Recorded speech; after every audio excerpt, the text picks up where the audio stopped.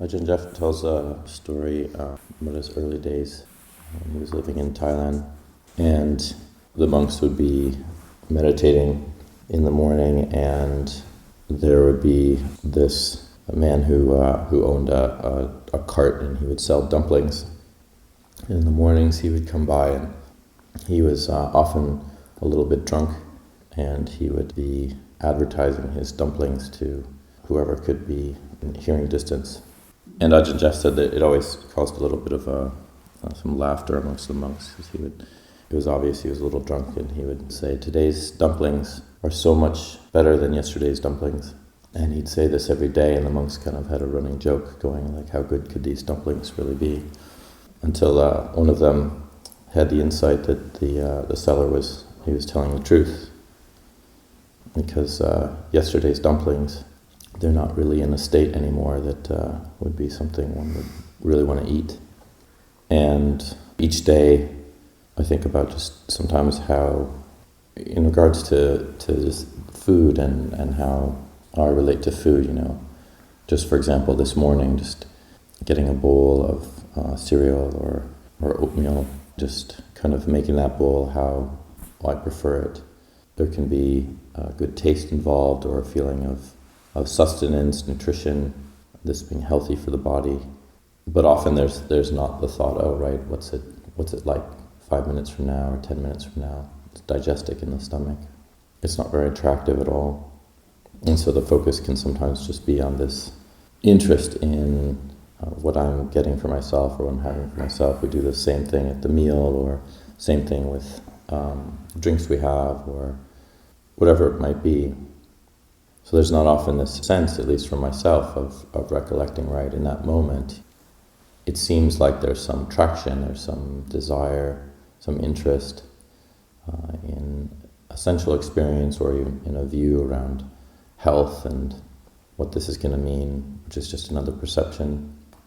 But then just things change very quickly, and that thing that was so attractive is just a liquidy mess.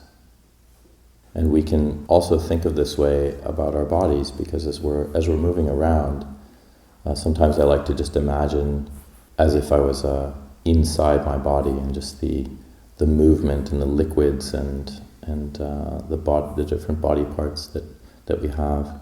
Sometimes if we think about a body part like a stomach or our liver, they're sort of looked at in isolation, without really that sense of what it would be like to, if you actually cut your body open, if you put your hand inside of your body, you reached for any of those organs, your hand would be extremely wet.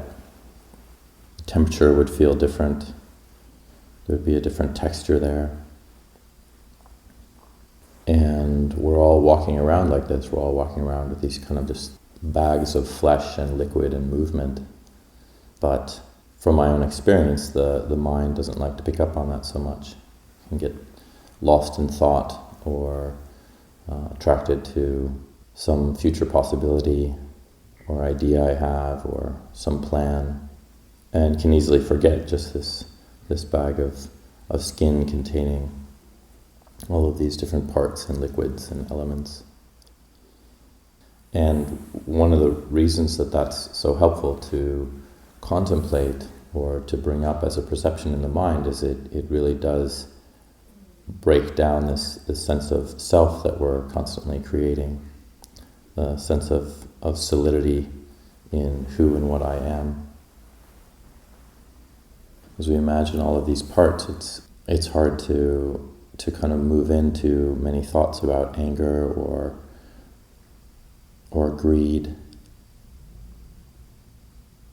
because we start to recollect, oh, this is just what the body is. There's nothing very special about it.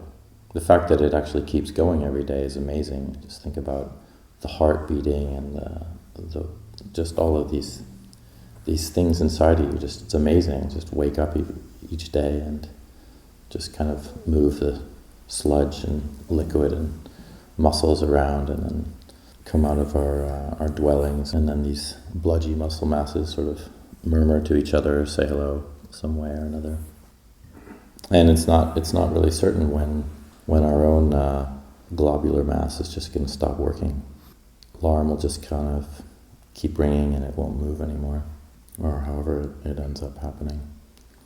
So it's helpful contemplation just to bring that up in mind if we're ever caught in some sort of strong emotion or sense of righteousness or some view we have, is just to come back to the sense of what the body really is. And then, we won't be so, hopefully, excited about today's or tomorrow's dumplings. Need that for reflection this morning.